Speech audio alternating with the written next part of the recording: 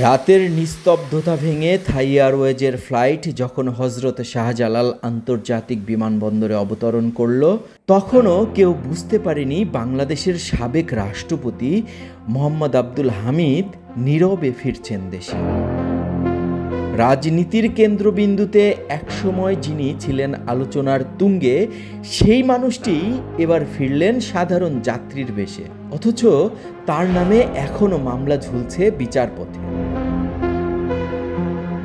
দিবাগত রাত 1:45টার দিকে রাজধানীর হজরত শাহজালাল আন্তর্জাতিক বিমানবন্দরে পৌঁছান সাবেক রাষ্ট্রপতি আব্দুল হামিদ।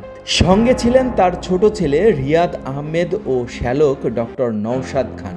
মাত্র 1 ঘন্টার ব্যবধানে রাত 3টার দিকে তিনি বিমানবন্দর ত্যাগ করেন। ইমিগ্রেশন পুলিশের একটি সূত্র তার আগমনের বিষয়টি নিশ্চিত করেছে। গত 7 মে দিবাগত রাতে থাই এয়ারওয়েজের একটি ফ্লাইটে দেশ ছাড়েন আব্দুল হামিদ। তার বিরুদ্ধে একটি মামলা চলমান রয়েছে, যা নিয়ে সামাজিক যোগাযোগ মাধ্যম এবং রাজনৈতিক অঙ্গনে চলছে আলোচনা।